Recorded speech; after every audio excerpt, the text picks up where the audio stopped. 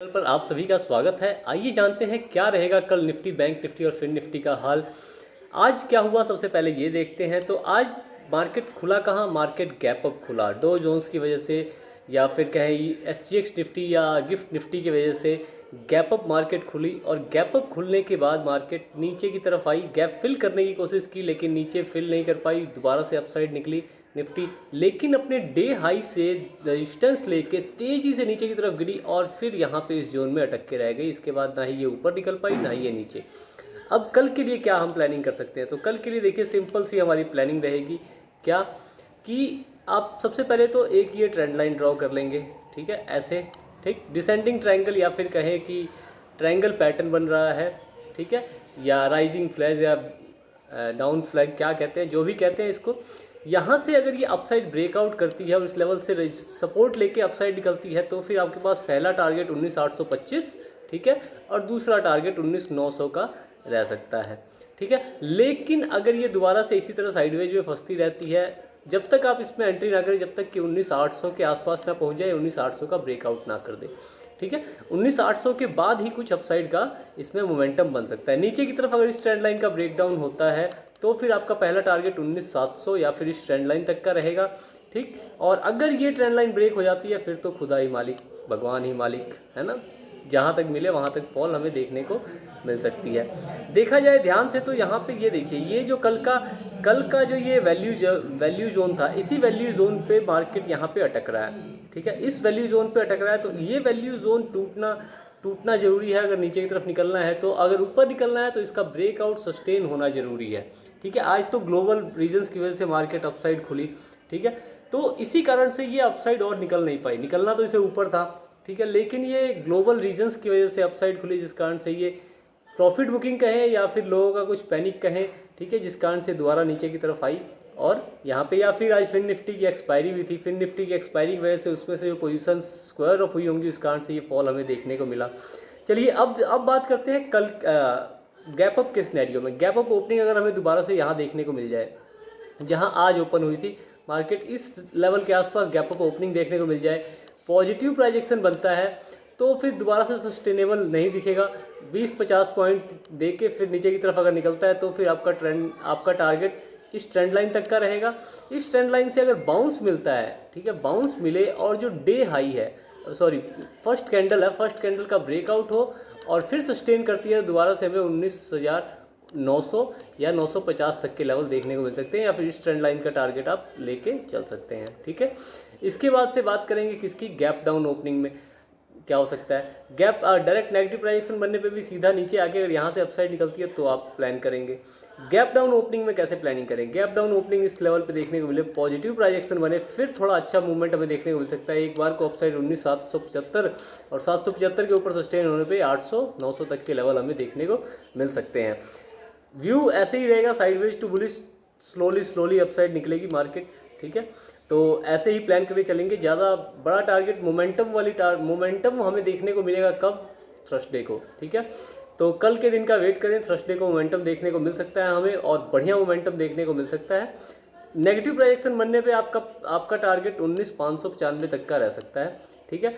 और लेकिन यहाँ से अगर डायरेक्ट नीचे की तरफ निकलती है तो फिर आपको 25 पॉइंट पे प्रॉफिट बुकिंग करनी होगी, क्योंकि सस्टेनेबल नहीं रहेगा। और कहीं से भी एक बाउंस तो यहीं से बनता है, लेकिन बाउंस कहीं से भी भैया दे सकते हैं, क्योंकि देखिए आज यहाँ से कितना बढ़िया बाउंस दे रहे थे, जबकि यहाँ पे ना कोई सिग्निफिकेंट लेवल ना कुछ, लेकिन फिर भी यहाँ से कितना बढ़िया बाउंस देखने को, बार बाउंस डाउन अप साइड और डाउन साइड देखने को मिल रहा था। तो चलिए इसके बाद बात करते हैं कहाँ की, बैंक निफ्टी की। बैंक निफ्टी में जाने से पहले बैंक निफ्टी में जाके हम आज ये भी बात करेंगे कि आज हमने क्या किया, ठीक है। बैंक निफ्टी में मार्केट गैप अप खुली, बैंक निफ्टी में गैप अप खुलने के बाद से नीचे की तरफ आई, गैप फिल करने की कोशिश की लेकिन फिल नहीं कर पाई, अपसाइड निकली। इस अपसाइड निकलने के बावजूद हम यहाँ पे पुट साइड पोजीशन बना के बैठे थे, पुट साइड पोजीशन को अर्ली एंट्री कर रहे थे। हमने यहाँ पे put side position first candle के ख़त्म होने से पहले पुट साइड की पोजीशन अपनी बना ली थी, ठीक है। मार्केट थोड़ा सा नीचे की तरफ निकली भी, लेकिन दोबारा से हमने प्रॉफिट बुकिंग भी शुरू करी थी, लेकिन शुरू करने के बावजूद वो दोबारा नीचे की तरफ आई और हमने एसएल ट्रेल किया था, जिस कारण एसएल हमारा हिट हुआ और नीचे की तरफ मार्केट एसएल ट्रेल करके दोबारा से मार्केट नीचे की तरफ निकल गई। एसएल हिट करके हमारा एसएल हिट करने के बाद हमने दोबारा से कॉल साइड की एक पोजीशन बनाई थी, कॉल साइड की पोजीशन में भी हमारा एसएल हिट हुआ, ठीक है, एसएल हिट हुआ, उसमें भी एसएल हिट हो जाने के बाद से हमने पुट साइड की पोजीशन नहीं बनाई। पुट साइड की रैली बहुत फास्ट थी, जिस कारण हम पोजीशन बनाने में लेट हो गए, ठीक है। टेलीग्राम पे पोजीशन बनाने में हम बहुत लेट हुए। लेट होने का कारण था क्योंकि ये मूव इतना फास्ट था कि इस मूव के पीछे भागने का मतलब था अपना बड़ा, बहुत बड़ा एसएल होता हमारे पास और छोटा टारगेट। तो हमने यहाँ पे इस मूव में हम, क्योंकि हमारा तुरंत का एसएल लगा था, तो हमने इस मूव के पीछे हम लोग नहीं भागे और फिर हमने यहाँ से कॉल साइड की पोजीशन बनाई। इस कॉल साइड की पोजीशन में हमने लगभग इन दोनों लॉस में से एक लॉस को तो रिकवर कर लिया, लेकिन दूसरा लॉस रिकवर नहीं हो पाया। ऑलमोस्ट अभी भी हम 50 पॉइंट के लॉस में चल रहे हैं। कोई बात नहीं, कल का दिन है और परसों का दिन है, अभी तो पूरा वीक बाकी है, तो हो सकता है इस वीक में हम इस लॉस को रिकवर करके प्लस में भी आ जाएं। तो अब कल के लिए हम कैसे प्लानिंग कर सकते हैं, ठीक है, कल के लिए प्लानिंग कैसे कर सकते हैं। तो कल के लिए सिंपल सी चीज़ है, ये एक डिसेंडिंग ट्रायंगल पैटर्न बन रहा है, ठीक है। Descending triangle pattern muted opening में इसके ब्रेकआउट पे आपको टारगेट मिलेगा 45,700 का। ब्रेक डाउन पे आपको थोड़ा सा वेट करना है, 45,200 के नीचे निकलने के बाद ही आप 45,000 का टारगेट प्लान करेंगे। यहाँ से लेके यहाँ तक के बीच में आप कोई स्टडी प्लान नहीं करेंगे, ठीक है। ये हमने कल भी बात की थी और वही बात आज भी हुई। देखिए इस लेवल ने कितना बढ़िया मार्केट को सपोर्ट किया है और बार बार यहाँ पे पिन बार बना के अपसाइड निकली है, लेकिन ऊपर से रेजिस्टेंस भी आज बहुत बढ़िया थी, जिस कारण से इस प्रेशर के कारण ऊपर भी निकल पा रही थी मार्केट और नीचे भी नहीं, ठीक है। तो अब इसके बाद से बात करें गैप अप ओपनिंग की। गैप अप ओपनिंग में कैसे प्लानिंग कर सकते हैं, तो गैप अप ओपनिंग में देख लें। गैप अप ओपनिंग हमें यहाँ देखने को मिले, नेगेटिव प्राइजेक्शन बनता है एक बार को तो 45,400 का लेवल देखने को मिल जाएगा। फिर यहाँ से अगर अपसाइड निकलती है तो 45,700 के ऊपर रहने पे 46,000 तक के लेवल देखने को मिल सकते हैं, लेकिन 46,000 का जो लेवल है ये इतनी आसानी से टूटने वाला नहीं है। और नीचे की साइड ये 45,300 से लेके 45,400 से लेके 200 तक का लेवल ये टूटने वाला नहीं है। तो इसके बीच में मार्केट बहुत ही ज़्यादा ट्रैप वाली रह सकती है, ठीक है। तो आपको बहुत ही संभल के काम करना होगा, फूंक के कदम रखने होंगे, ठीक है, तभी आप मार्केट में सर्वाइव कर पाएंगे, ठीक है। चलिए अब इसके बाद बात करते हैं किसकी, हाँ, गैप डाउन ओपनिंग में कैसे हम प्लान कर सकते हैं। तो गैप डाउन ओपनिंग की बात कर लें। गैप डाउन ओपनिंग अगर 45,200 के नीचे अगर देखने को मिल जाए तब हमें थोड़ा 45,000 तक के लेवल देखने को मिल सकते हैं, और 45,000 से बाउंस अगर मिला तो फिर ये बाउंस निकलता हुआ 45,500 या फिर 45,700 तक हमें लेके निकल सकता है। लेकिन अगर 45,000 का लेवल टूटता है और सस्टेन करता है तो फिर 44,800 तक के लेवल देखने को मिल सकते हैं। यहाँ से पॉजिटिव प्राइजेक्शन बनता है तो आपको 45,400 के ऊपर ही कुछ प्लान करना है 700 के लिए, लेकिन इसके बीच में आप कुछ प्लान नहीं करेंगे।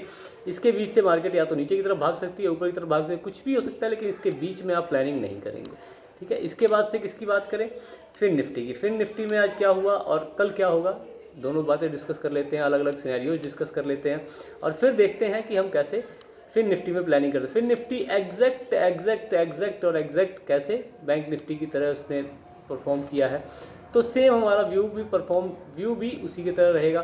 थोड़ा सा ये है कि इसमें ये जो सपोर्ट है, ये सपोर्ट अब थोड़ी सी वीक लग रही है, ठीक है। तो ये वीक सपोर्ट में, इस सपोर्ट के वीक होने के कारण इसमें ब्रेकडाउन के चांसेस ज़्यादा हैं और ये जल्दी गिरने की संभावना इसमें बनती है। तो देखा जाए तो अगर यहाँ से इसका ब्रेकआउट होता है, ठीक है, ब्रेकआउट होता है तो पहला टारगेट तो आपके पास इसका बनेगा, ठीक। सेकंड टारगेट 20,398 यानी 20,400 का बनेगा, ठीक।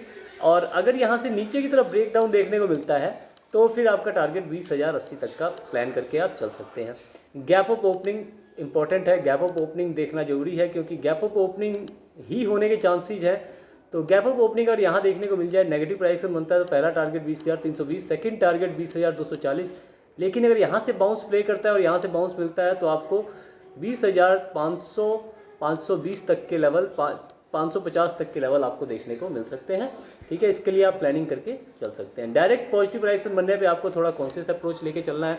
20,500 तक निकले, 500 से अगर नीचे की तरफ प्ले करती है तब फिर आपको 20,320 तक के लेवल देखने को मिल सकते हैं, ठीक है। इसके लिए आप प्लानिंग करके चलेंगे। अब बात करते हैं गैप डाउन ओपनिंग में कैसे प्लानिंग करें। गैप डाउन ओपनिंग इसके बीच में कहीं देखने को मिल जाए, पॉजिटिव प्राइजेक्शन बनता है, यहाँ तक निकले यानी कि 20,200 से अगर नीचे की तरफ निकलती है तो फिर आपका टारगेट 20,040 तक का रह सकता है, ठीक है। इस बाउंस को आप प्ले नहीं करेंगे, बाउंस कब प्ले करेंगे, जब यहाँ से अपसाइड निकलती है तब, ठीक है। 20,240 के अपसाइड निकले तो 20,320 का आपका पहला टारगेट, दूसरा 20,400 का टारगेट आप लेके चल सकते हैं। नेगेटिव प्राइजेक्शन बनने पे आपको नीचे की तरफ आके यहाँ से बाउंस मिलता है तो प्ले करना है, नहीं तो इसका ब्रेक डाउन को आप प्ले कर सकते हैं। टारगेट पहला छोटा रहेगा 19,960 का, दूसरा टारगेट आपके पास 19,840 का रह सकता है। तो निफ्टी, बैंक निफ्टी, फिन निफ्टी तीनों का डिस्कशन हमने कर लिया है, तीनों सिनेरियोज डिस्कस कर लिए हैं। आशा करता हूँ कि इससे आपको कल स्टडी प्लान करने में मदद मिलेगी।